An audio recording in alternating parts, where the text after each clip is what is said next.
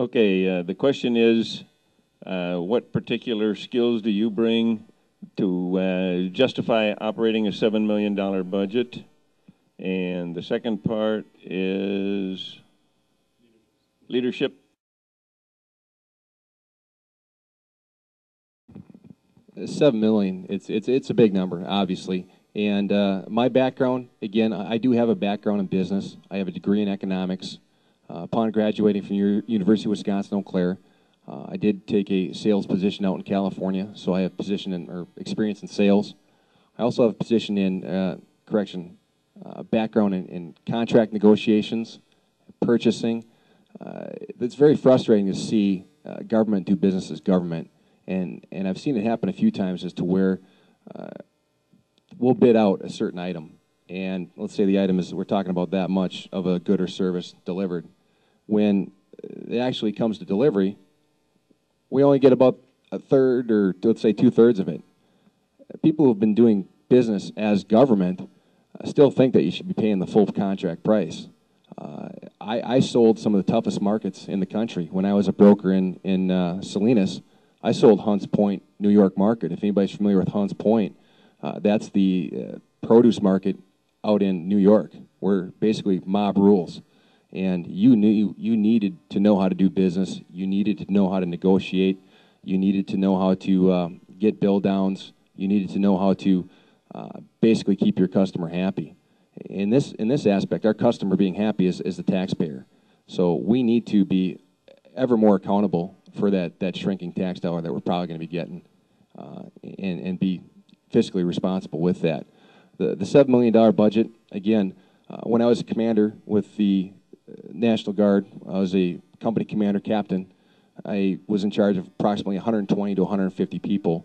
In doing so, I had department heads, of which were three platoons, a maintenance unit, supply, kitchen, administration, headquarters, all different types of units. But what we did also have is we had a payroll and we had a budget. And again, that was a multi-million-dollar budget. And you had to forecast out a yearly budget. And again, that was a several million-dollar budget.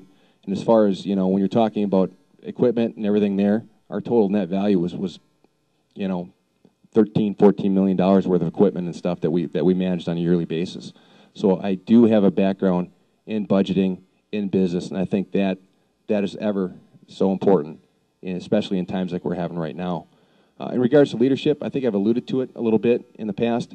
My leadership is, I've been a leader, supervisor for 22 plus years now, and that started back when I was 19, 20 years of age, when I graduated officer candidate school for the military, became a platoon leader, infantry platoon leader, and then subsequently a scout platoon leader, and that platoon is approximately 30 personnel.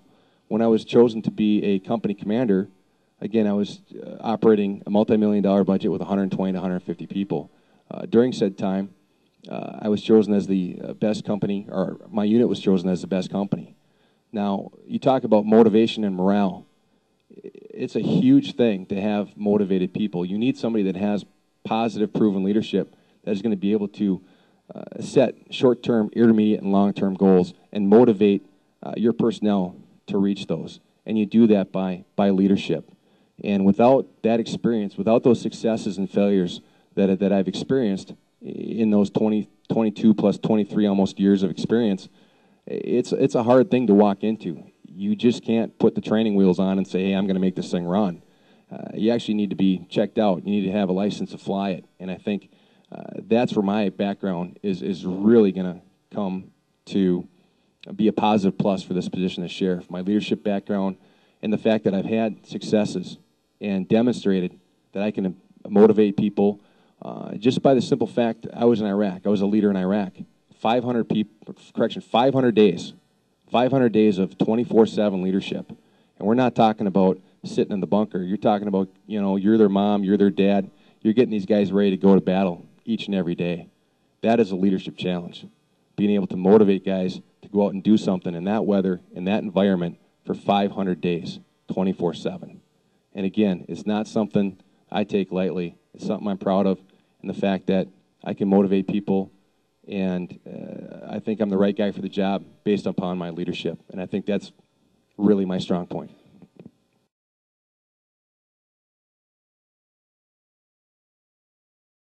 Well, unfortunately, I can't say that I've ever had to run a $7 million budget, but I've done it on a smaller scale many times throughout my life. I've been on the church council and the finance committee on that. Granted, that's 200,000, but the principles are all the same. You don't spend more than you have. You cut, you save when you can, and you can't BS numbers. The numbers are there or they're not, and you have to be honest with the numbers. So the principle, whether it's my home personal $1,000 budget or whether it's $7 million, the principles are the same. The numbers change. I'm going to use a term from Tim. I'm not a reinvent the wheel guy. You've got Steve Moe there, who has been doing the budget for the last 15 years. He understands the differences in the budget.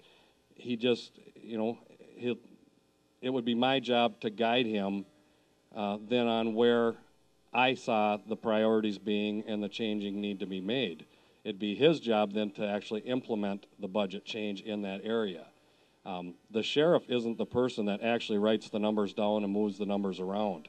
That's what the support staff is for.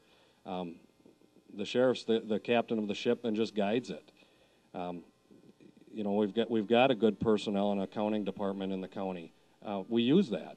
You need to use it. Nobody is going to come in and just start taking over every aspect of the budget on their own, whether it be Tim with a lot of experience or me with less. It's just too much and too much unknown. It's going to take a while for anybody to step into the position of sheriff and completely 100% understand every aspect of that budget. So you have to use what's in place. As far as leadership style, again, if you ask anybody that knows me, I'm much more laid back. I've always believed that the lowest level of supervision is what should be utilized the most. The guys working together, the guys supervising, the guy on the street or the guy in the jail, the gal in communications, that's who should be doing the majority of the contacts with those. That's not to say that I'm in an ivory tower if I'm the sheriff and never talk to anybody, because again, the communication has to be there. But if you allow it to be done at the lowest level possible, that's what's going to keep your morale up and keep the troops wanting to do a good job for both the department and the people of Polk County.